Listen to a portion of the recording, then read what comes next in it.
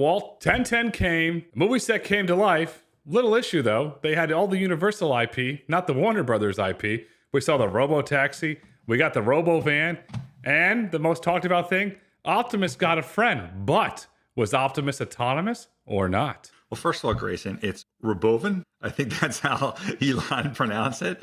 That's his version of aluminium. So it's not Robovan, it's Robovan. But yeah, the Optimus, the funny thing was we had finally this big event, and there's going to be a lot of stuff to unpack on here, in terms of the real autonomy stuff that we care about. But all the tweets and the streams, people were so focused on Optimus and how it was mind-blowing that they had this robot talking to them. My first question on that is, does anyone really think that the robot itself was having those conversations when you listen to a couple of the clips? I mean, everyone was convinced. And was it right for Tesla not to clarify that at the event, whether these robots were effectively being remote controlled by someone else? Robert Scoble, God bless him, he did the job that everybody else should have done there. He went up to the Tesla employees and said, what's autonomous, what's not? When they walked out, it was autonomous. When they got to the bar, there was a remote thing talking to you. So there was actually a human behind it. So if you want to use the term semi-autonomous or Optimus supervised, if you want to stay on the Tesla branding. Supervised. They had a safety driver. They had a safety driver, yes. But what's funny is to ignore a lot of really interesting information on the autonomy side and focus your tweets and reports on the robot, which, look, there was a lot of great things about the robot, which is positive, but to talk about the engagement, you were just talking to another person through a microphone. And by the way, and I mentioned this on the Lightshed podcast, let's assume I'm wrong. And it wasn't a remote person speaking through a Bluetooth microphone to you. This is not mind-blowing, right? I mean, this is stuff that if you're engaged in AI, which I spent a lot of time this week on the West Coast with the AI industry, let's call it, this shouldn't be mind-blowing to you at this point that you would have a conversation on the basic level that people were having with a robot or a computer or whatever it is. Just test some of the products. It obviously, this technology exists. Optimus was in a band. Maybe they're going to go on tour now. All right. I've had enough of Optimus. You're not an optimist? Optimus wants Optimus. I am an optimist about robotics, and that will maybe be another podcast for us to talk about. But I'm more interested in autonomy. And Grayson, to me, the most relevant thing is talking about how next year, Model Y and Model S, you'll be able to take your hands off the wheel and just let the car drive. I don't know if that means their expectation is that regulators in Texas and California will allow you to not sit in the seat, or will they just say maybe you don't have to supervise it as much as you do now, where obviously the thing would disengage if it sees that you're not watching the road or with your hands on the wheel. So thoughts on that? Did that exceed your expectations timeline? Where are they there? California won't happen. The California DMV is going to have a field day. They had a hearing this week on that. Not going to happen. Why would he obviously Elon doesn't really care that much about necessarily delivering on specific promises. But why would you mention California then? If you're not you, but why would Elon, Tesla, mention California as your state? Misguided. I don't know any other way to say it. It's off-putting. It's misguided. If I'm Elon, I'm focusing on Texas because there is an interesting carve-out that's coming in Texas legislation to exclude personally owned autonomous vehicles from regulation, which the Model 3 and the Model Y under the regulation being proposed would fall under, and Cybercab would fall under. So there's a regulatory loophole that's being carved out in Texas. Why not take advantage of that? Why deal with the California DMV and all the undue regulations? That I'm uncertain. I don't really have an answer besides why. I mean, to me, it's just a presentation issue, meaning that he doesn't, there are obviously the people that believe in Elon. And we certainly, both of us do believe that he delivers. But in his presentation, if you're delivering to a bunch of people that love you and that you're their demagogue, that's fine. But if you're talking to the broader market, and the broader market here, by the way, should also include regulators in other states, federal employees. You're trying to convince consumers to embrace turning on FSD in the Teslas that they already own. The better presentation should have been hey, we just did this software update last week, and many of you Tesla owners out there noticed that how much it's improved, and look how the strides we're taking. Build that credibility by talking about what you've done recently, and then say, and by the way, that software update that's coming in 2025 is going to let you fully take your attention away from the wheel, right? And then he can put on his like classic Elon political hat. We're going to start in Texas because that's favorable and they believe in economic growth and then whatever it is. Shouldn't you put the pressure on your states wherever you live to do the same? That's how you position it. That's how you get people fired up about it. That's how you probably get more people today who own Teslas who haven't activated FSD to start activating the FSD, experience the magic, right? And then put the pressure on their politicians to enable this, because that's obviously going to be the critical step. What am I missing here? What don't they get in communicating that as the message? What you described is brilliant. I'll leave it at that. What you described is brilliant. I own a Tesla. I'm very vocal about that. I am testing FSD on a daily basis. I can go from my house to drop my daughter off at school. No interventions. It's really incredible. Do I think that it'll be able to go unsupervised next year? No, but I want to highlight this because there's all this misconceptions around FSD, both from, let's call it the peanut gallery, both, in your world, from certain analysts that don't understand the true value of FSD and what it can do. We, unfortunately, here in Florida just went through 2 hurricanes. We went through Hurricane Helene and we went through Hurricane Milton. I drove my Tesla in FSD on a 2-hour drive from where I live to the Fort Lauderdale airport in the pouring rain, to the point where I could not even see the vehicle in front of me on full FSD with no intervention. And my wife was sitting next to me and said, "This is safer than a human. I need to learn how to use this." That was a big aha moment for me because it safely got us to the airport. Imagine if Elon built a campaign, showed videos like similar videos like that, because they have all the data. Now you're going to start winning public adoption and public trust, and the regulators are going to say, "Wait a second." They're going to start getting phone calls from local constituents. Well, this wife, this husband, they're saying that this is safer, and you want to stop this technology. That's how you win. It's a wasted opportunity, Grayson. I mean, just look at any Apple presentation. They're just commercials. They're literally. And the number of people that were watching this thing, even on the East Coast at what was supposed to be 10 o'clock and then became 11 o'clock, was significant. You had your moment. Take the opportunity to say what you just said, like basically reflect upon where you've gotten to this point, how you've changed people's lives, how you've helped people in terms of their driving. Throw some stats out there in terms of safety and the fewer number of accidents for Tesla drivers that are using FSD versus those that are not, or whatever it is. And then show the path to the next step. And then you build that kind of credibility for where the technology is. And then we can talk about the new form factors of the Cybercab and the Robovan. And God knows what else that's out there. Lost opportunity. The question, though, is like, let's put the presentation skills aside and say, let's look at meaningfulness. Let's, again, put new products aside. Timeline on the 2025, whether he gets there or not. Like, was it new? It wasn't new. And that maybe is part of the issue where it's like, okay, he's just telling us something we already knew in terms of the timeline to getting to full self-driving, as however you want to describe it, the true full self-driving in next year in Texas. I do not believe, and yes, I'm ready for the hate mail, that Tesla will be able to achieve FSD unsupervised next year. Point blank. I do not believe it. Well, hold on. There's 2 questions there. Whether they can get there, because getting there, I think you could argue they're there today. I think, right? It's a question, get there enough where the actual regulator in Texas, and who's the decider in Texas, is going to say, yes, it's okay. You don't have to. Again, or what are we defining here? Not have someone in the driver's seat, or just turn off the stuff that disengages the full self-driving when you're not paying attention? What are we defining as what they're targeting? The way that the statutes are written in the state of Texas today, Tesla legally can put a driverless vehicle on the road today in Texas without having to change any of the laws. That's legal today. It can happen tomorrow. Waymo's operating there. Cruise is operating there. AV Ride is operating there. That is perfectly legal. From a technical standpoint, I do not believe that FSD is there yet. I do not believe it'll be there next year. I do believe that they will achieve it before 2030. I don't have an exact time frame there, but I can tell you the iterations that I'm seeing and how fast technology is evolving on FSD, it's getting very, very good, but it is not unsupervised yet. Okay, so that's fine. So he says it that year, and basically no one other than the true believers believe him in the timeline. So then let's move to the next thing, which is the Cybercab. You first of all have to believe that the first thing is going to happen to even care about the second thing.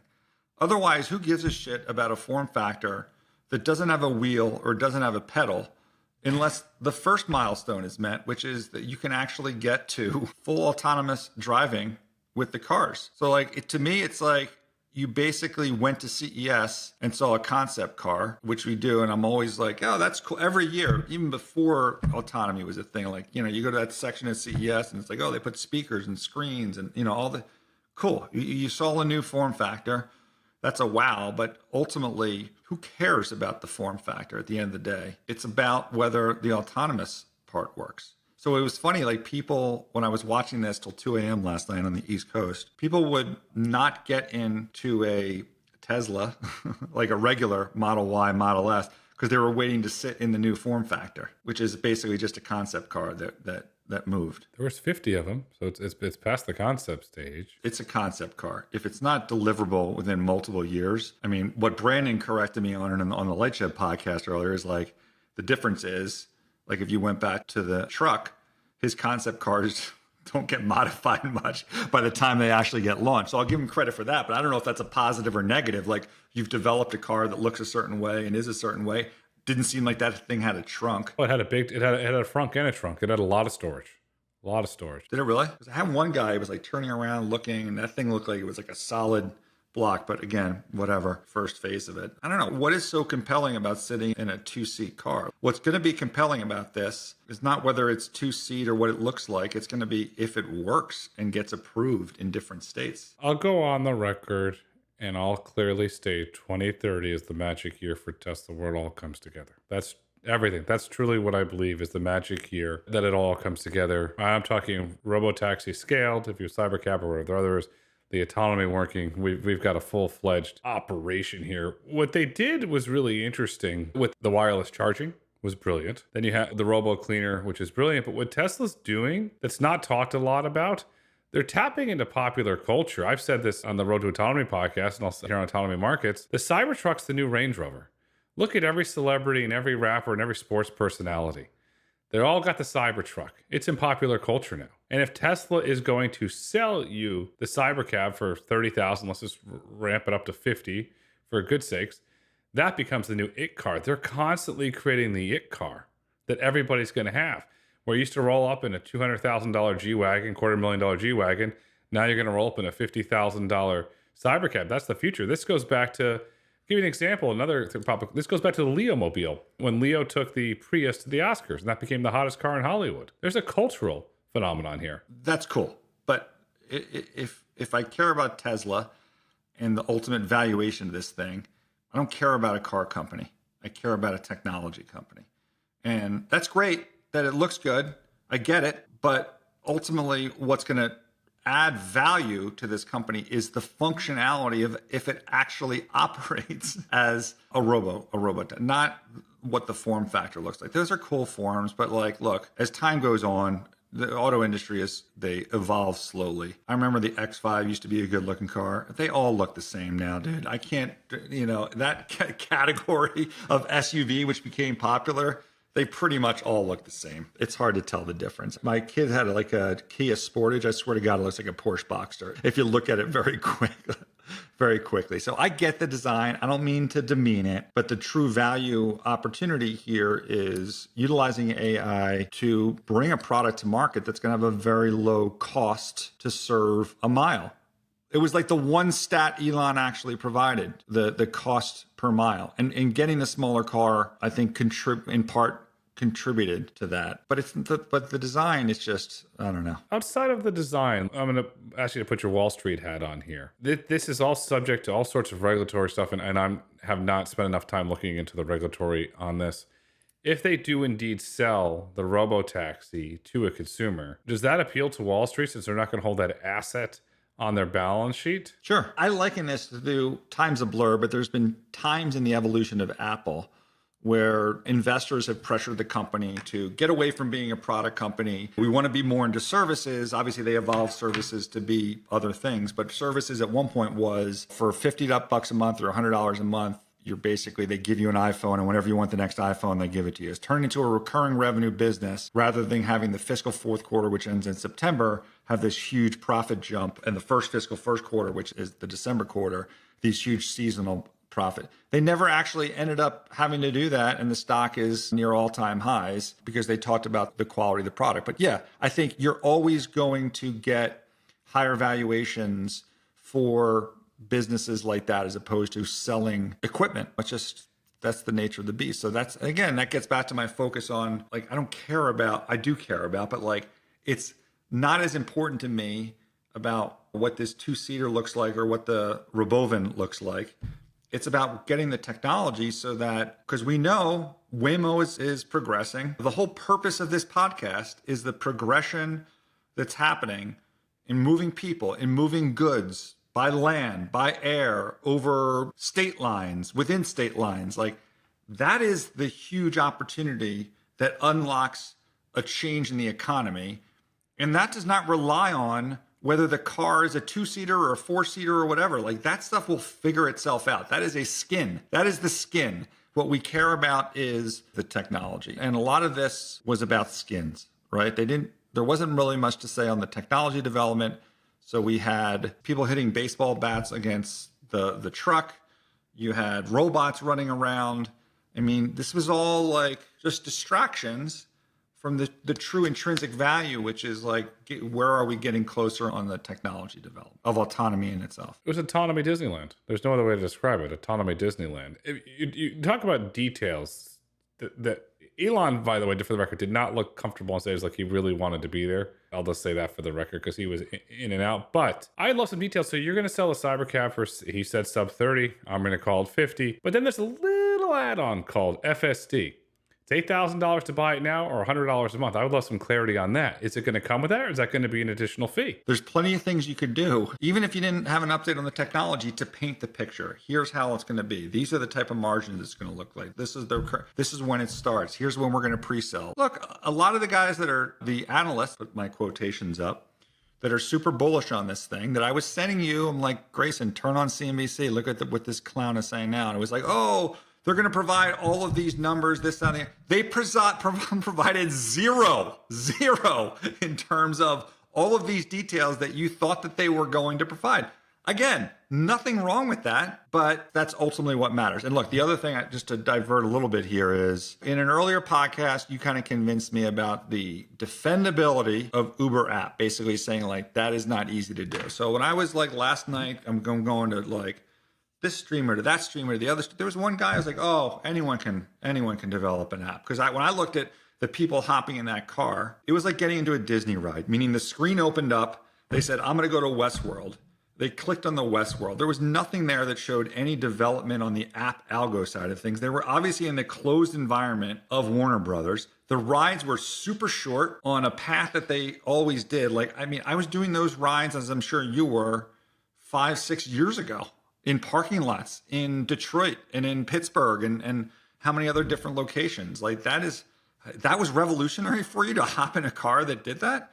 And the app itself showed no development on what you're ultimately going to need. And I think I previously maybe thought what this streamer thought, but you've convinced me otherwise. Like, there is something to Uber and Lyft developing a product that gets you the car in that 5 minutes time. I mean, we saw the controversy this week when New York was trying to slap down on and use these rules in terms of worker pay, and how quickly they changed the algos that just shut people out of the Uber app, and how they solve that issue from an economic standpoint because the regulators just don't know how to partner, with industry. That's not easy stuff to do. Can they get there? Sure, but it like everything, it takes time. And where are they in the development phase of that as well? You provide those types of, if they were further along or you provided roadmap, then you add credibility to your own story. So without that credibility in terms of providing that timeline, the app, where you are with self-driving, where you are in the delivery of the product,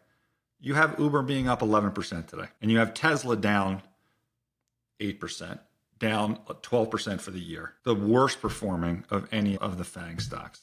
That's the net result. 2 words. Dara Khosrowshahi. He's run, and I know I praise him and I say a lot of nice things. He's run a complete masterclass.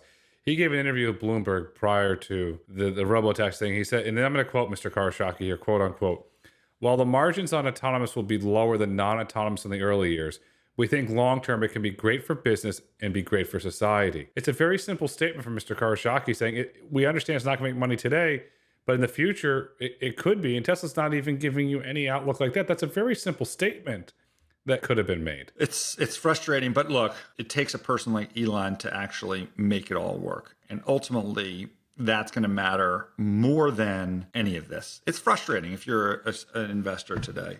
I think it has a negative impact on their ability to be accepted in the market, to get government contracts, to get approvals, things like that. But on the flip side, it's Elon, and ultimately he gets things done that many people think can't be done. Okay, here's the impossible of impossibles. This is out there. Does Elon call up Dara potentially and run it on the Uber app? I know it's out there, but it wouldn't surprise me. So in our mere mortal world of watching what the gods do in terms of running these industries, it is what I've learned having done this 20 plus years.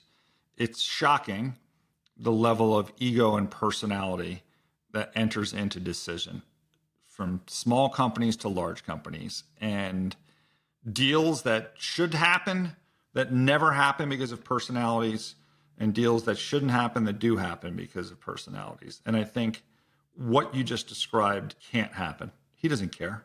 Like, he owns and runs this company.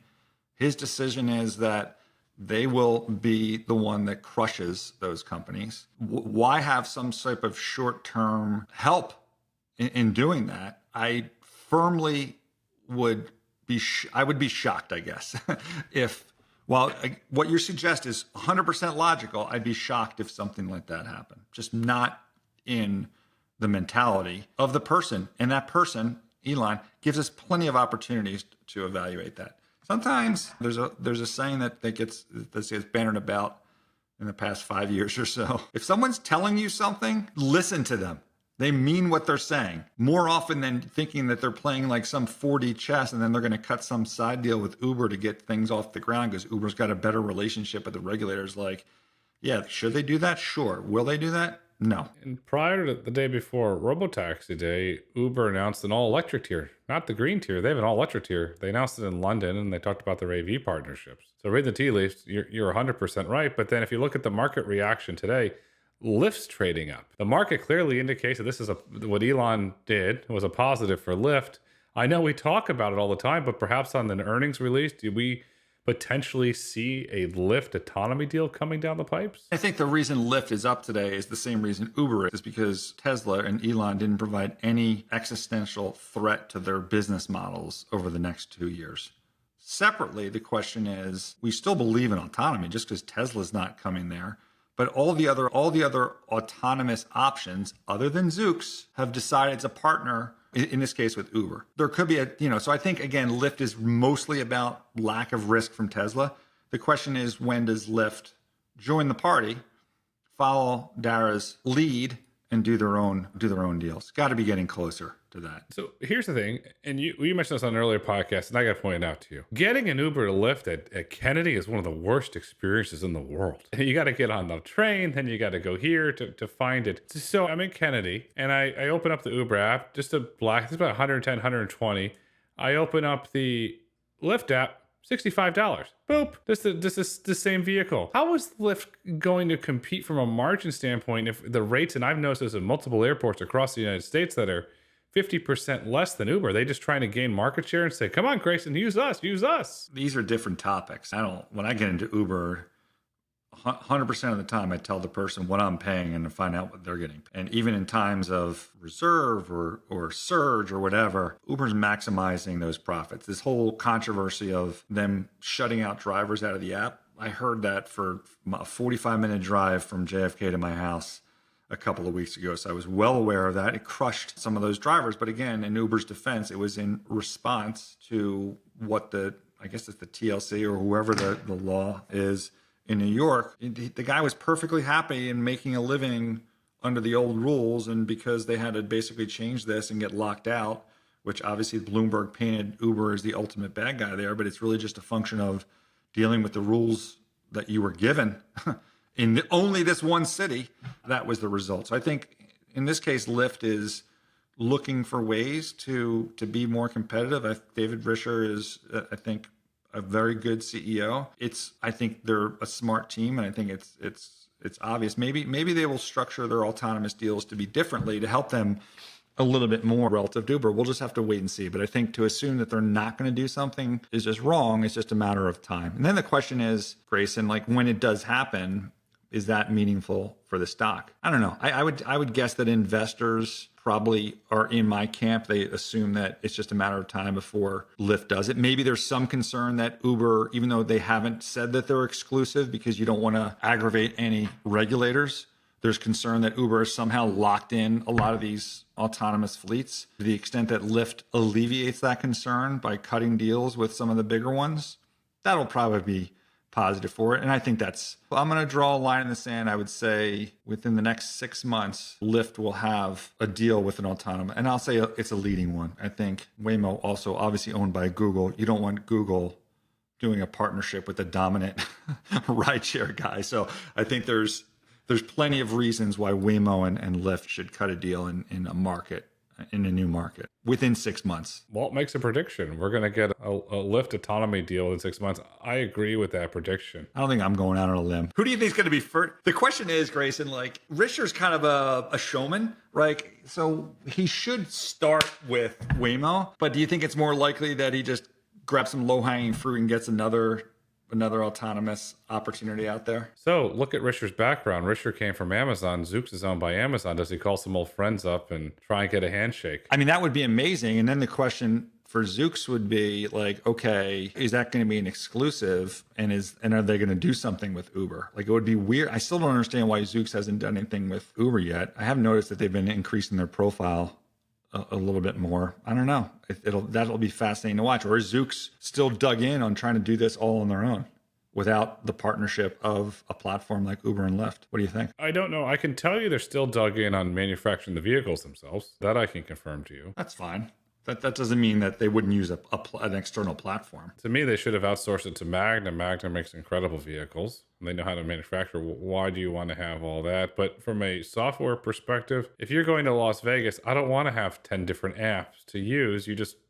It's the simplicity. That's the power of the platform that we constantly talk about. That's the simplicity of the Uber platform. If Lyft had a bunch of autonomy deals and Uber, okay, so I can go back and forth between two apps. I don't want to have to juggle those two apps plus the Waymo app plus the Zoox app plus the Who's Next app. Here's some pushback. Is Amazon Prime, they have Amazon channels. You can watch a lot of stuff on there. Obviously not Netflix. I don't think Disney. Kind of like to do stuff on their own. And their ability to use fleets that they build for goods, delivery of goods, again, incremental competitor. It's possible that they just kind of stick to their guns and say, we're going to do it on our own. I had this theory for years, and I still think it's a possibility. Amazon does a Prime mobility tier in select cities for an additional amount of money. You get unlimited Zoox rides. It really fits in because you're seeing they're increasing advertising on Prime. You can still do that as a partnership with Uber, right? I mean, that doesn't. But I agree with you. Like, why not keep everything in house and get you in that Prime app even more, getting cars, buying goods, watching your content or whatever it is. Discounts at Whole Foods. Fully integrated. So you get in the car and your Prime account is already preloaded. You know, you go in the hotels and you have to type in all your stuff. Like, you get in the Zoox and your Prime account's right there with whatever content you have, with whatever channels you've already added to the system. So I don't know. It'll be interesting to watch. And I still do the Zoox toaster of it. Grayson, there was another technology thing that Elon talked about briefly that you and I both have had some exposure to, and that's the wireless charging. And there's a company outside of Boston, Witricity, that I've seen this technology from years ago. I know at the time there was speculation that Apple was, when I met with them, which is years ago, that Apple was going to build a car. And I'm like, oh, if wireless charging, that'd be a total Apple thing. And they're like, well, if they do it, we're not talking to them now, but if they do it, we've got all the patents and we're going to sue them. Do you think this is Witricity's technology? Is Tesla doing this on their own? And are you a believer in this? Because last time I was with Witricity, I thought there were still concerns I think there was some trials they had where there was an Asian market where every bus stop it would go over, they would stop at the bus stop, charge up for however many a couple of minutes, they go to the next bus stop. So it would keep this bus constantly charging because of when they described it doing it at your home, I think there was concern about maybe if you had a cat taking a little nap in between the charger and the inductor, that they'd have to put some additional sensors. Like, where are we with this technology, and whose do you think are they using? It's now a standard. It's now an SAE-J standard. So it's being adapted across the entire industry. When you become an SAE standard, you're internationally recognized and people are developing on it. It can go through snow now. It can go through leaves. You and I could stand on it and not get zapped. I had to ask, do I get zapped? No, and then the other interesting thing in the standard is the vehicle doesn't have to be perfectly aligned. So you can be a little bit off. I mean, this is autonomous. Inductive charging is really going to change the game. If you combine that with robo cleaning, it takes away the hassle. Oh, I have to plug it in, or I forgot to do it. It's really laying the foundation for where all these companies for autonomy ultimately need to go, because it's always cleaning and charging are always two big issues. Cruise had a while, they had a robotic arm that would unplug the vehicle and plug it in from a charger. But why not just use inductive? You eliminate that, because you can build it into the infrastructure. It's not very hard to build it into the infrastructure to increase, and then also increase your uptime.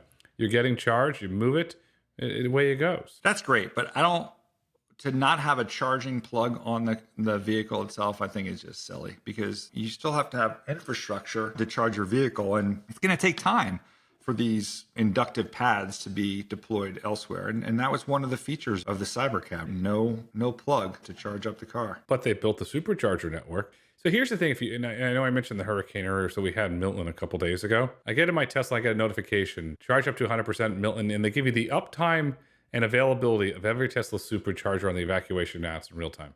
Every other EV was struggling with their uptime. They couldn't get their charger online. Tesla kept all their chargers online. So I have a lot of confidence in their charging network just based on that experience with Milton. I guess. I mean, look, it's certainly interesting. Definitely reduces friction. I mostly charge my iPhone wirelessly now or through induction, but it's nice to have the plug-in if I'm on an airplane and I need 5 hours on an airplane. So there's going to be situations like that in the car. By the way, just sidebar here, but I remember the other wireless technology that Witricity was exploring was you'd have a slow charge. So there's like a little charger on the shelf in your living room, and it would slowly charge your phone just sitting there, even though it was 20 feet away. So you're constantly charging from the EMF that's entering your phone. What did you think about that? Whatever happened to that technology? I'm going to give you a light shed response. Is this Telco Corner now? I can't help myself. It's technology. It's technology. It's not quite autonomy. I love Telco Corner. I think it's neat. I don't know how scalable it is in home, but I think it's neat. When you look at things that are scalable from, if you want to call it the disappointment, Bloomberg, this was a Bloomberg article today called the Tesla event, quote unquote, toothless. And you read a lot of the analyst reports, no Model 2. How much do you think analysts, and I'm going to use you in quotes, were going for the Model 2 and all this 8% sell-off is because no Model 2? I think it was just more, there was clearly more information. Some people wanted Model 2. Some people wanted some more numbers to fill in their financial models. Some people, I don't know, wanted maybe a shorter timeline on robotaxi. You just didn't get much. It was pretty thin in terms of new information. And a lot of the stuff had already kind of leaked. So I think it's understandable. Okay, so I've driven on autonomous vehicles on that back lot before many years ago. Not to go Telco Corner, Verizon was doing some interesting stuff with Warner Brothers back in the day as we go into Telco Corner. What was the purpose of the event? Obviously, you have a lot of hype. You painted this whole this vision, but it just seems that, and this is with all due respect, it was a Disneyland event. There wasn't substance to move a business case besides selling a vision. I don't know. And if it was, I agree with you. And if you did that, it just goes back to the presentation was not good. And also, like, why is this not open for the next week? Because a lot of people wanted to go to this thing. Fine, you had a lot of people there for the big show. Have a second wave of people tomorrow. Have enterprise companies come on Monday. Day after that, like, you spent all this money to make this beautiful environment at Warner Brothers. Keep it active and alive in a technology center or whatever, Idea Lab, whatever the bullshit terms are these large companies actually provide. Maybe they're doing that for some enterprise customers, but bring politicians there, bring consumers there, like, make it a thing. You could probably charge admission. Yes. Think about that. That's another, I mean, they could sell tequila. So you make it an attraction. Warner Brothers has tours. You do it as a limited run engagement. Okay, you're in the movie. So it's a 2-week run. It's from this hour to this hour. Tickets are first come, first serve. $39, $49, $59, whatever it is. There'd be that, you know that you and I both know that would sell out instantly. And the Instagram buzz, the TikTok buzz that would have come out of this thing, it would have been fantastic. Frustrating. That's all I can say is it's I mean, look, I've been to plenty of corporate events where a lot of money is spent on bands or other types of entertainment. But when you put this type of capex in and to not leverage that, it's just, I don't know, it's just weird. It was Comic-Con without the big announcements and timelines. We'll see. I mean, that's really what's dominated the market this week was we robot to we confused. There's no other way to say that from the lack of information. Well, that was the big story this week. What do we need to look for in the markets next week? Any big earnings coming up? Earnings are coming up, Grayson. They're coming up. I don't know if I haven't looked to see if any of the rideshare guys are reporting, but earnings start next week and they ramp up very quickly. So this is top of mind on people's, and what they're thinking about. So it's going to be a lot of these management teams are either going to get some deals to announce ahead of earnings or be prepared to talk about why they don't have them or what the traction is with them. So I think we're going to get increasingly more information. I mean, when your stock moves, in Uber's case, 11%, in Lyft's case, 8%, that's what investors care about. So that there's going to be commentary in the prepared comments and in Q&A about these issues. And then we'll hear what people have to say. We had the event last night, but the commentary about last night will live on in the weeks to come on earnings calls and otherwise. And at some point, someone at Tesla is going to have to admit one way or another whether those robots had a little man in the back speaking into a microphone, and that's going to create its own news cycle, which is not necessarily going to be a positive one. The man behind the curtain, it could have been the Wizard of Oz. We don't know, but we're going to be here to break down earnings and offer our commentary on autonomy markets. Until next week, the future is bright, the future is autonomous, the future is platforms.